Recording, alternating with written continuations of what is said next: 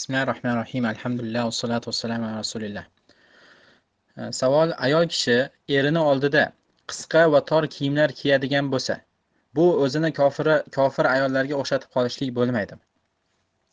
Ayol kishiga erining oldida tor, kalta va boshqa kiyimlarni hamma turini kiyishlik joiz va bu kiyimlar kofirlarga o'xshab kiyinishlikka kirmaydi. Chunki kofirlarga o'xshashlik qachonki kofirlarning xos ishlarida bo'lsagina bo'ladi.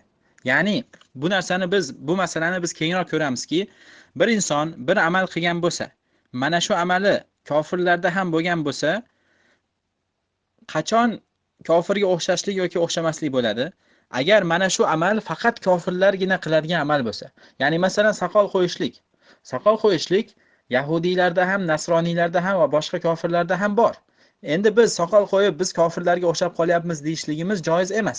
Chunki bu ish, mana bu sifat kofirlarda ham, musulmonlarda ham bo'lgan umumiy sifat. Kofirlar ham kiyinadi, biz ham kiyinamiz. Kofirlar ham ovqatlanadi, biz ham ovqatlanamiz. Kofirlar ham soqol qo'yadi, biz ham kiyamiz. Mana bu ishlarda musulmonlar qilishligi bilan kofirlarga o'xshab qolmaydi. Balki kofirlarga xos bo'lgan ish bo'lsa, mana shuni musulmonlar qiladigan bo'lsa, mana shunda nima kofirlarga o'xshab qolishlik bo'ladi. Ammo umumiy fe'llar, mana bu masalan xosatan mana bu masalamizdagi ayol kishini tor va qisqa kiyimlar erining oldida kiyib yurishligi bu kofirlarga xos amal emas. Shuning uchun ayol kishiga erining oldida o'zini ziynatlarini ko'rsatib, xohlagan kiyimini kiyishligi joiz bo'ladi. Balki bu narsani faqatgina odat emas, balki bu ibodat hisoblanadi. Ayol kishi erini rozi qilishlik uchun, erini xursand qilishlik uchun, Rasululloh sollallohu alayhi vasallam aytdilarki, musulmonni xursand qilgan kishiga ibodatlarda bir turini aytib turib, musulmonning qalbiga xursandchilik kirgizishlik dedi. Ayol kishi erining qalbiga xursandchilik kirgizishlik uchun mana bu narsani qiladigan bo'lsa, albatta bu ibodat hisoblanadi. Niyatini to'g'ri qiladigan bo'lsa, hatto bu ibodat hisoblanadi. Shuning uchun bunday kiyimlar kiyishlik kofirlarga o'zini o'xshatishlik masalasiga kirmaydi.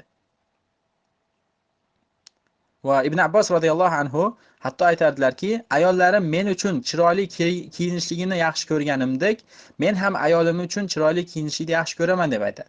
Ya'ni sahobiylarning ichida ham erlari uchun chiroyli kiyinishliklari bu hammada ma'ruf bo'lgan odat bo'lgan.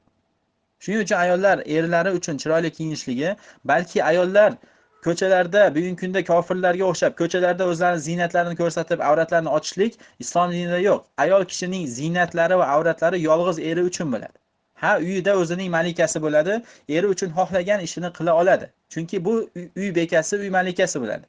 Ammo kofirlarga o'xshab ko'chaga chiqadigan bo'lsa, mana shunda bu kofirlarga o'xshashlik deb aytsak bo'ladi.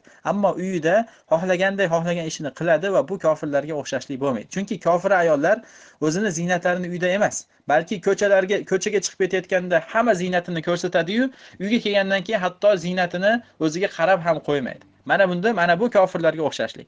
Ammo ko'chalarda iffatlik, yopinib, berkinib yursa-yu, uyga kelgandan keyin eri uchun ochinib, eri uchun yasanib, chiroyli kiyimlar kiygan bo'lsa, bu muslimalarning sifatlari. Alloh taolo muslima ayollarni va islom oilalarini Alloh taolo fitnalardan saqlashini so'rab qolamiz. Subhanakallohu va bihamdika, ashhadu an la ilaha illa anta, astag'firuka va atubu ilayk.